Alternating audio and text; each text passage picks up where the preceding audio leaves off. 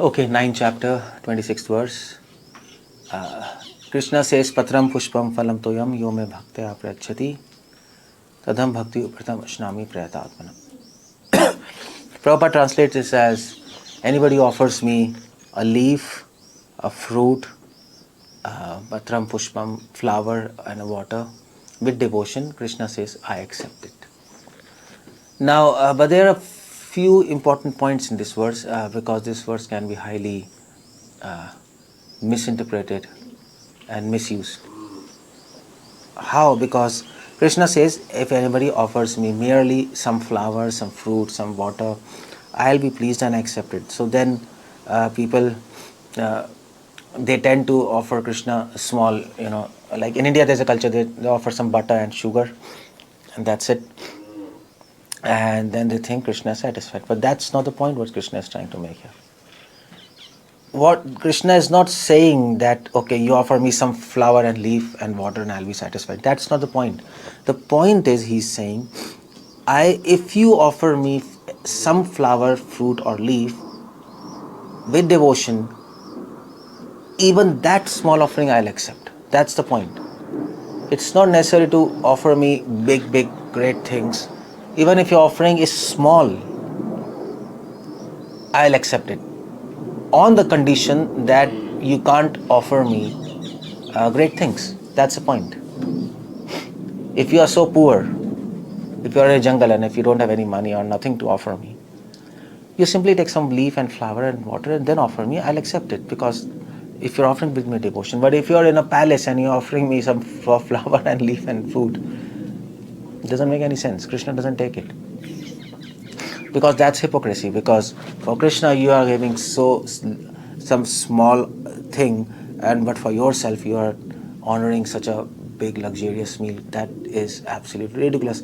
Srila Prabhupada says in one of his lecture, I think 1973, Los Angeles, he says that when a person is offering to Krishna some items, consciousness of the devotee matters. It's not just a procedure. If you see Hari Bhakti Vilas, there are 4 things. When you're offering food, 4 precautions has to be taken. Not just Hari Bhakti Vilas, any Vaishnava Sampradaya. If you refer to Panchratra system, Panchratra system means it's a system which guides you how to worship deities. So there are 4 things. The first is Dravya Shuddhi. That means items should be pure. The plate, the paraphernalia, the place should be clean, and not just clean but pure. There's a difference between clean and pure. Clean, that there's no dirt or like no contamination of that place. But pure means that should also be, so in modern language, free of negative vibes. That should not be there. That's Dravya Shuddhi. So generally traditionally what people do, people wipe the floor with urine, cow urine and cow dung, or maybe Ganges water to make it pure. Or maybe if you don't have Ganges water, a set tradition is that when you approach to offer some item to God, you do Achmana, and first you have to purify that Achmana with some mudras. One of the mudras is Akash mudra there, which usually every pujari knows who is offering with the proper precaution, especially deity worship people. And they do some Akash mudra like this, and they put this finger in the Achman cup. They touch the water, not with the nail but with the finger, and then they say, Gange cha yamune cha Godavari Saraswati Narmada Sindhu Kaveri Jale Asmin Sanidhyam Kuru. They invite all the sacred rivers in the water. And then they do Achman with that water and sprinkle that water so that place becomes pure. That's the idea there. But that's called Dravya Shuddhi. And then you have Pak Shuddhi. Pak Shuddhi means when you are preparing the food, it should be prepared with proper consciousness. And in Upanishads, it is also said that when you are preparing food, especially in Panchratra system, that when you are preparing food, it should not be seen by a sinful man, it should not be seen by a dog, or some menstruating female, or some envious person. Then it becomes impure to be accepted by Krishna. You can see such an important standard. And especially the person who is preparing, that's the most important item.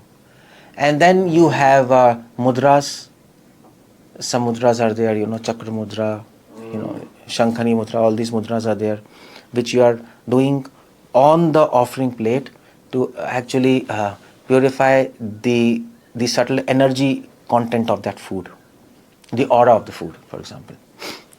And then last you have pranahuti.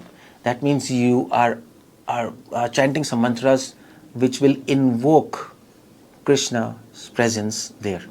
Krishna is there already in the deities, but for us that deity is not a wood stone, it is a person.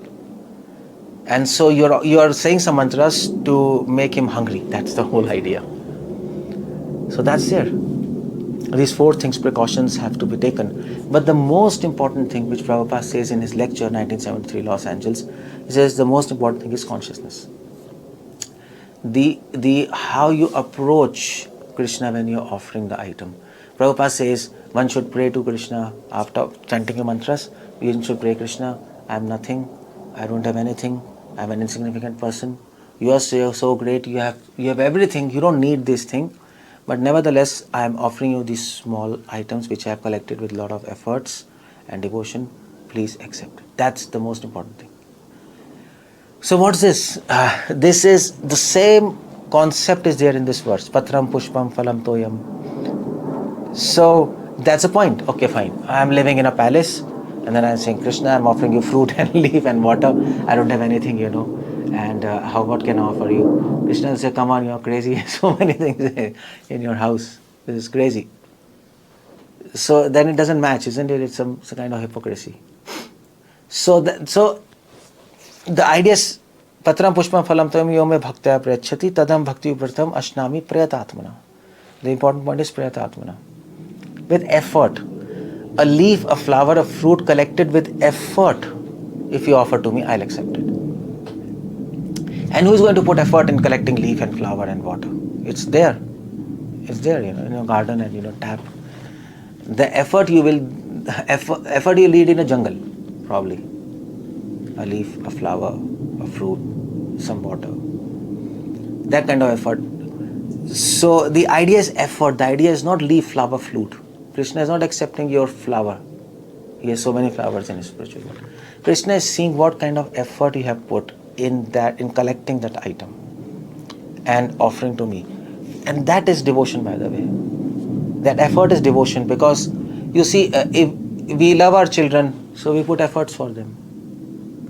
If a person says, okay, okay, fine, he says, I know that you love them, you love this child so much, then that person will ask, why, how do you know? He'll say, well, I'm seeing, you're putting so much effort to take care of him, and you're always thinking of him. This shows love. So effort is directly proportional to love. That's why Prabhupada always said, do something for Krishna. You can't just lie on bed and you say, I love Krishna. It doesn't mean. Love is expressed by effort. First, if you love somebody, you'll put some effort to please them. And that's the idea there.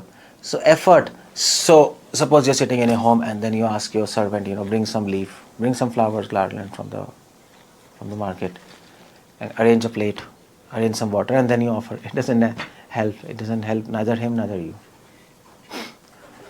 So that's what Krishna is saying. He's demanding from us some. If you're a millionaire, offer him in a gold plate. That requires effort. You have to buy gold plate. You have to invest money. The money you earn, it's hard-earned money. There's an effort in that. You're transferring that effort in that plate, gold plate, and then you are making food and offering. So it's very good if effort is a point which pleases Krishna. It's very nice that you should prepare yourself. Don't ask your servants to make. It's not a good way to live. In cities, okay, if you don't have time, both are working people, you can ask servants.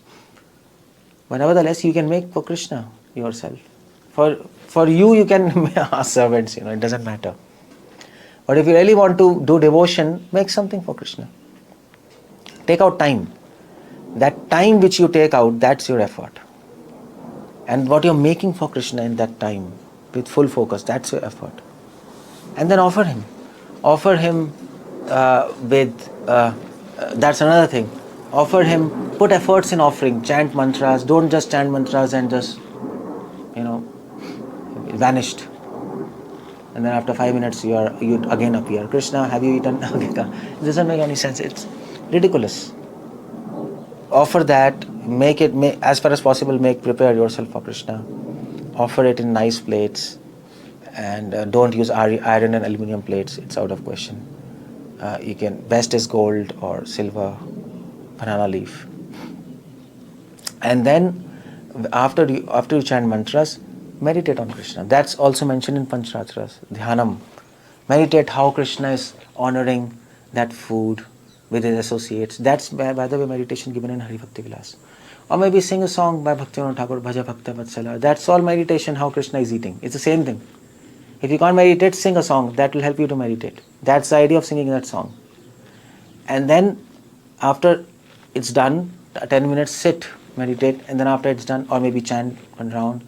And then when you're about to pick up the plate, pray to him, Krishna, if I have done some offenses, aprada sahasrani kriyante harnishamya dasamiti matvam shamasva madhusudana, please excuse me. And then traditionally in Madhva Sampradaya, what they do is, they also pray to Krishna, Krishna, if you're still hungry, go to kitchen and eat if you want. Items are lying there. That's another interesting thing. He might be hungry, how do you know? So if you're hungry, you can always go there. That's your kitchen. That's not my kitchen. You can eat it. And then you have to take the plate. And then when you are taking the plate back to the kitchen to mix that offering, just keep on glorifying him. Just sing his glories, that he has accepted your offering and you're so happy. You have to feel that happiness, that's the idea. And then you honor the prasad, then it makes sense.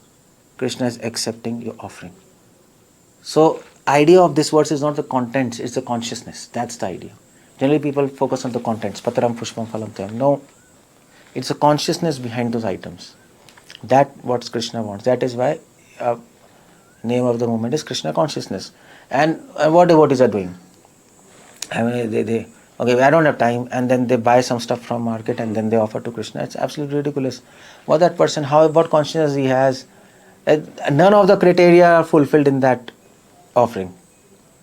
The place is impure, the mind is impure, and who is there, who knows, and he has taken bath for I don't know how many days, and then you give money and then you take that item, and even that item is I don't know how many days old that is. You don't know, these people are crap.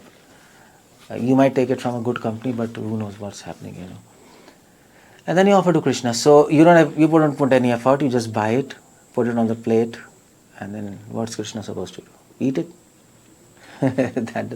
He's not our servant. That's the point. So keep this in mind. The most important word in this verse is Paryat Atmana. That's what you have to keep in mind. That's where Krishna is focusing. But Sahijyas and sentimental devotees, they focus on the first part, Patram Pushpam Phalam Tayam. And they take advantage of this verse, become lazy, and of course don't advance in devotion. Hare Krishna, 𝗙C𝗶𝗹𝗶 ki jai.